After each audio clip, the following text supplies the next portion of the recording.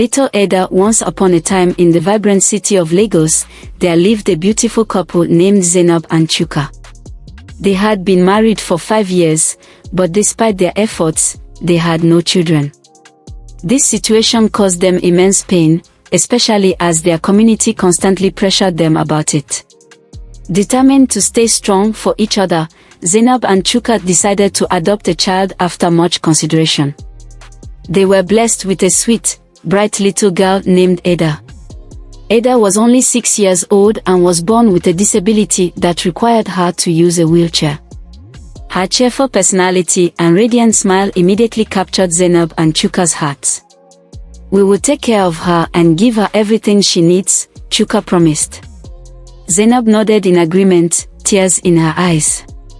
They felt this was their chance to bring joy into their lives and Ada's. Life with Ada was filled with happiness. They enrolled her in the best school and hired a personal maid to assist her with everything she needed. At night, Zainab and Chuka would read her bedtime stories, laugh, and cuddle before tucking her in. They celebrated her birthdays with cakes, presents, and balloons, often taking her to the park to play with other kids. Ada felt loved and cherished. She knew she was part of a family that deeply cared for her. Then, something miraculous happened. After years of believing it was impossible, Zainab discovered she was pregnant. The news brought immense joy to the whole family. Zainab and Chuka had finally received the miracle they prayed for, a baby of their own. Everyone was ecstatic, and soon, Zainab gave birth to a healthy, beautiful baby girl. As time passed, Ada noticed changes. Zainab and Chuka were now preoccupied with caring for the new baby. Ada no longer had her parents' full attention. The bedtime stories and outings together ceased, leaving everything gloomy. Ada understood that the baby needed extra care, but deep inside, she felt left out. She tried her best to be a good big sister, always smiling and reaching out to play with her baby sister. However, Zainab and Chuka were always cautious around her when she was near the baby. They wouldn't let her hold or touch her baby sister, which hurt Ada deeply. School became a struggle for Ada. Her grades dropped, and she became quiet and withdrawn. Her teacher noticed and called Zainab and Chuka for a meeting to express concern over Ada's behavior. However, they brushed it off, saying Ada was just adjusting to the new baby and that she would be fine. The baby's first birthday arrived, and Zainab and Chuka threw a huge party, but Ada wasn't included in the celebration. She wasn't even given new clothes for the occasion.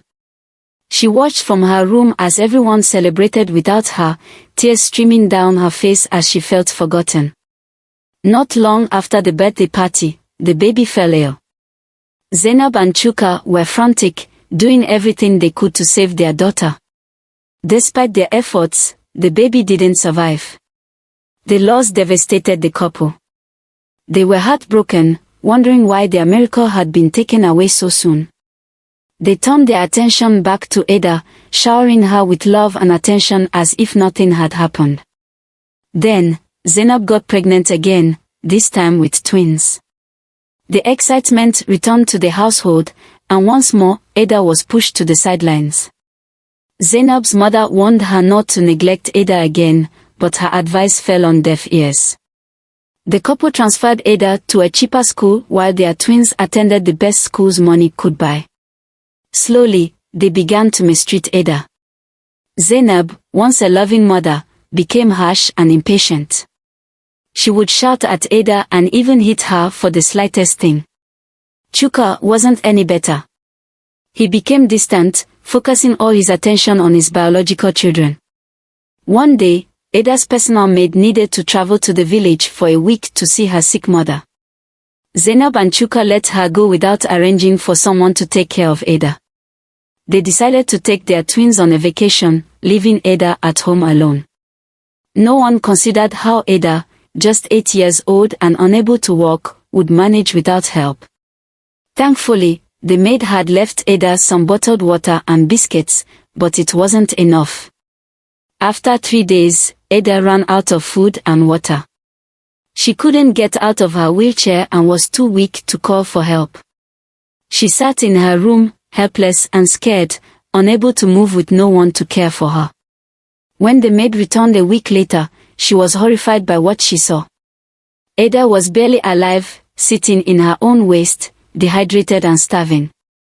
The maid rushed Ada to the hospital, where doctors worked hard to save her life. The maid called Zainab and Chuka, but they were on their vacation and didn't seem to care much about Ada's condition. They continued enjoying their holiday with their twins.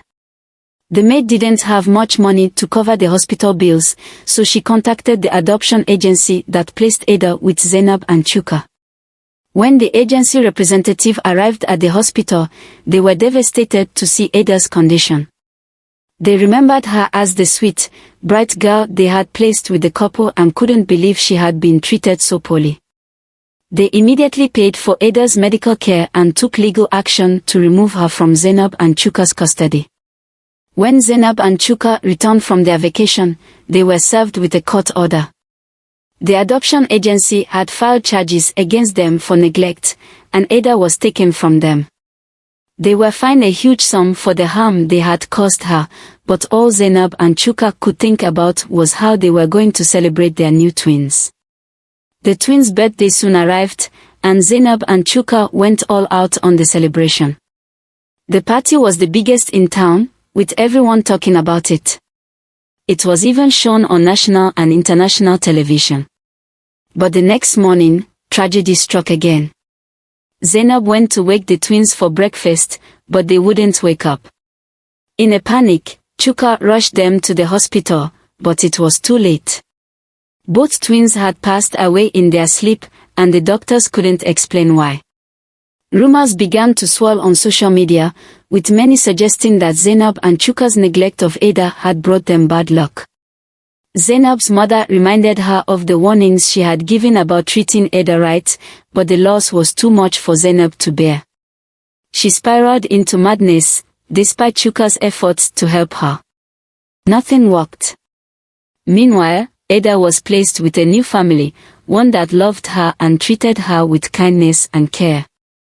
She received therapy and slowly began to heal from the emotional scars left by Zainab and Chuka.